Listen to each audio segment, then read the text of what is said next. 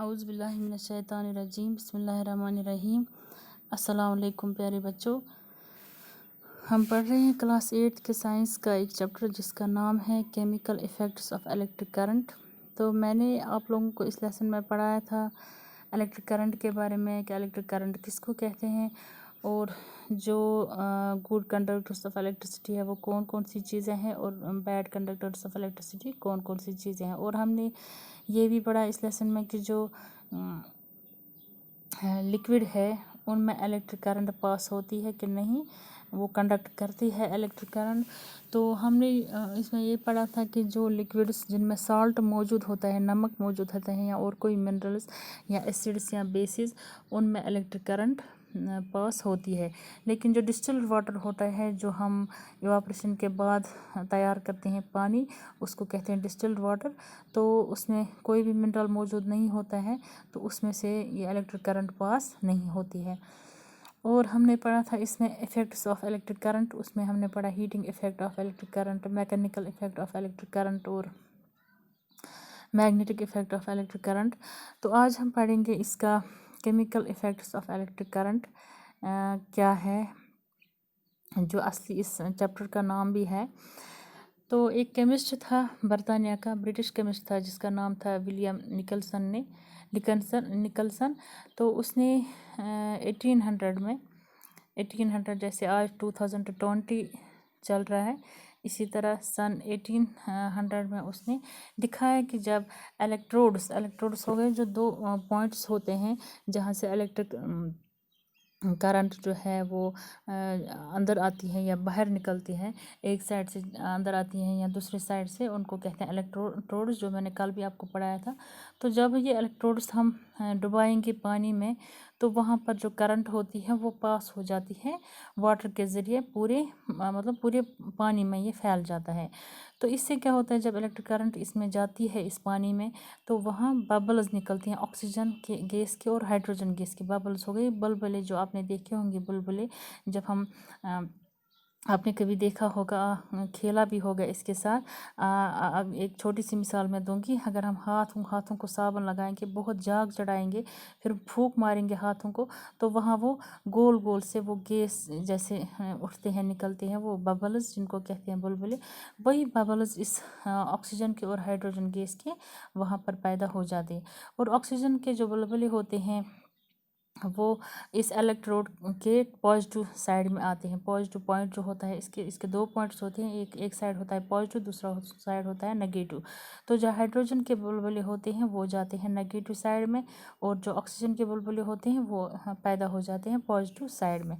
तो जब ये इलेक्ट्रिक करंट पास होती है इस सोल्यूशन में, जो ये वाटर सोल्यूशन होता है, तो वहाँ पर कुछ केमिकल रिएक्शन हो जाती है, क्योंकि जब इलेक्ट्रिक करंट और पानी एक दूसरे के साथ मिक्स हो जाते हैं, कंटैक्ट में आ जाते हैं, तो वहाँ पर केमिकल रिएक्शन एक होती है। तो इसी केमिकल रिएक्शन को हम कहते हैं chemical effects of electric current. इसको कहते हैं हम chemical effects of electric current. तो वहाँ पर क्या होता है, इस केमिकल रिएक्शन से वहाँ पर कुछ इफ़ेक्ट्स पड़ते हैं, कुछ असरात होते हैं।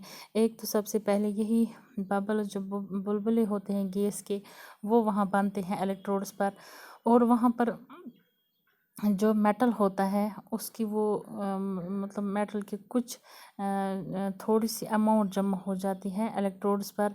जो ये दोनों साइड होते हैं इलेक्ट्रोड्स के, वहाँ पर इसकी कुछ जमा हो जाती है, रस्ट हम बोलेंगे, या और कुछ मेटल वहाँ जमा हो जाता है। और इसका जो कलर होता है वो चेंज होता है। अगर इसका एक कलर होता है, तो इसके बाद फिर जब इलेक्ट्रिक करंट हम इसमें डालेंगे तो इसका कलर चेंज होता है। ये तीन चीज़ें होती है जिसको हम कहते हैं chemical effects of electric current, जो लिक्विड में होती है। तो इसके बाद हमें पढ़ना है इलेक्ट्रोप्लेटिंग हम कहते हैं उस प्रोसेस को जिसमें हम किसी भी चीज़ को जो हमें बचाना होगा करोजन से, जंग से या ख़राब होने से, हम उस पर कोटिंग करते हैं किसी ऐसी चीज़ की जिस पर जंग बिल्कुल नहीं लगेगा, या जो बिल्कुल हमारे लिए फ़ायदा मंद होता, उस पर हम कोटिंग करते हैं। इसको कहते हैं इलेक्ट्रोप्लेटिंग। तो कुछ स्टेप्स इसमें हमें फॉलो करने पड़ते हैं, कुछ तरीके हैं। तो सबसे पहले ये है कि जो भी मटेरियल हमें, जिस मटेरियल को हमें कोट करना है, जिसको कोटिंग करनी है ऊपर से, वो बना होना चाहिए नेगेटिव इलेक्ट्रोड, यानी कैथोड जो इलेक्ट्रोड है वो उसमें होना चाहिए नेगेटिव। और दूसरा पॉइंट इसमें स्टेप हमें ये है कि जो जिससे हम इस पर ये कोट करेंगे वो मटेरियल होना चाहिए पॉजिटिव इलेक्ट्रोड, यानी जिस पर करना है वो होना चाहिए नेगेटिव, और जिससे करना है तो वो होना चाहिए पॉजिटिव इलेक्ट्रोड यानी कि एनोड। और जो कंडक्टिव सॉल्यूशन होगा, जो ये साल्ट होगा, जब ये हमें पता ही है कि साल्ट वाटर जो है उसी में ये इलेक्ट्रिक करंट पास हो जाती है, तो वो किसी ऐसे मेटल से बना होना चाहिए वो सॉल्यूशन जो डिज़ायर्ड हो, जो हमें ज़रूरत हो, यानी जो बिल्कुल भी काम करना हो, जिसका कोई फ़ायदा ना हो, वो मेटल हमें उसमें नहीं डालना है। और चौथा पॉइंट ये है कि इलेक्ट्रिक करंट इसमें पास होनी चाहिए इस सॉल्यूशन में।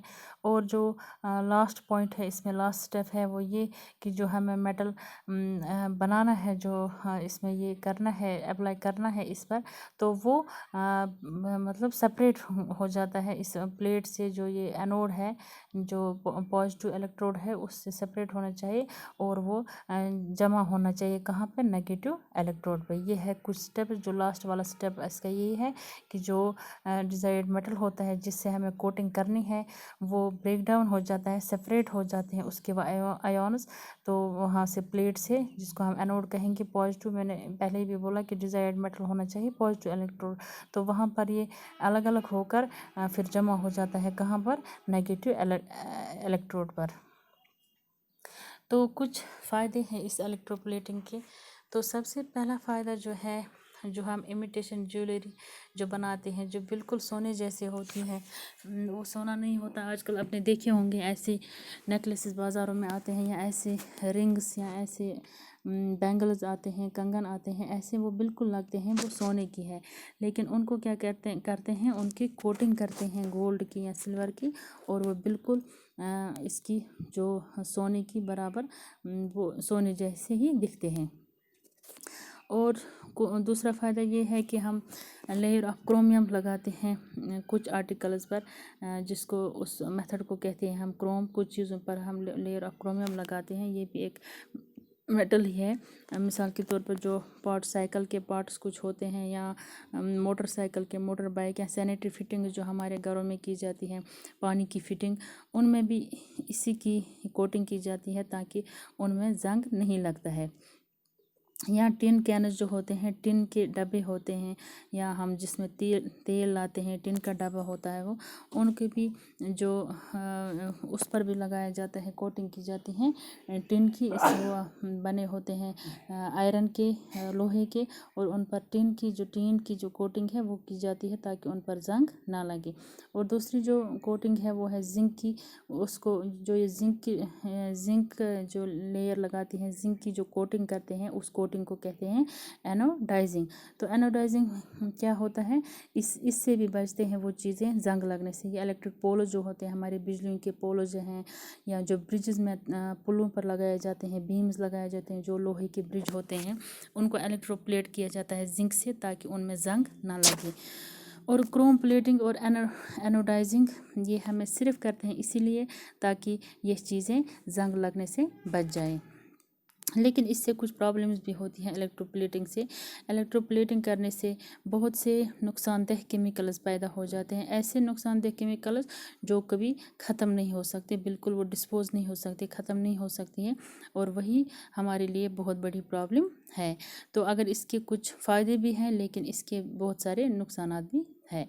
तो बच्चों, ये था chemical effects of electric current, जो हमने आज ख़त्म किया ये चैप्टर। तो मुझे उम्मीद है कि आप लोगों को ये चैप्टर समझ आया होगा। तो इंशाल्लाह आपसे फिर मुलाकात होगी एक नए चैप्टर के साथ। तब तक के लिए आप खुश रहें, सलामत रहें। अल्लाह हाफिज़।